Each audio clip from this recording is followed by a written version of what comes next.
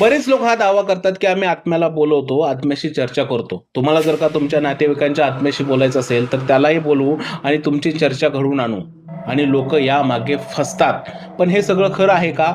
तर हे सगळं अजिबात सुद्धा खरं नाही.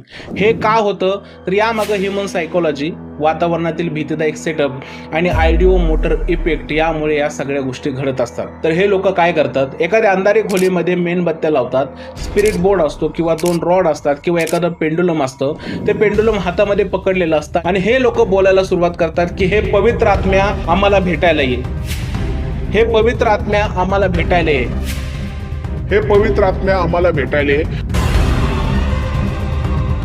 आणि असं बोलल्यानंतर काही क्षणातच तो रॉड हलतो आणि रॉड हलल्यानंतर माणसाला हे वाटू लागतं, की खरंच हा आत्मा आम्हाला भेटायला आलेला आहे. हे सगळं का होतं? तर यामागे असतो audio motor effect. Audio motor effect काय करतो? ज्यावेळेस एखादा पेंडुलम पकडलेला असतो, त्यावेळेस माणूस तो पेंडुलम हलवत नाही, पण त्याच्या मायक्रो मसल तो पेंडुलम हलवतात. माणसाला असं भास होतो, की तो पेंडुलम ऑटोमॅटिकच हललेला आहे, पण तो पेंडुलम माणसाच्या मायक्रो मसल्स हलवत असतात. मेंदू जो आहे तो मायक्रो मसलला सिग्नल देतो, की आपल्याला हे पेंडुलम हलवायचं आहे आणि तशा प्रकारे ते पेंडुलम हलत असतं आणि माणसाला याचा अंदाज सुद्धा लागत नाही.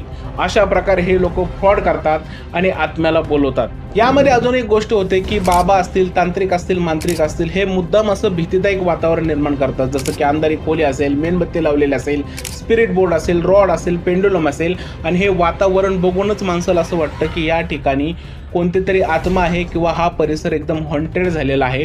त्यामुळे माणसाच्या मायक्रो मसल तसं काम करायला लागतात आणि याचाच फायदा हे बाबा लोक घेतात.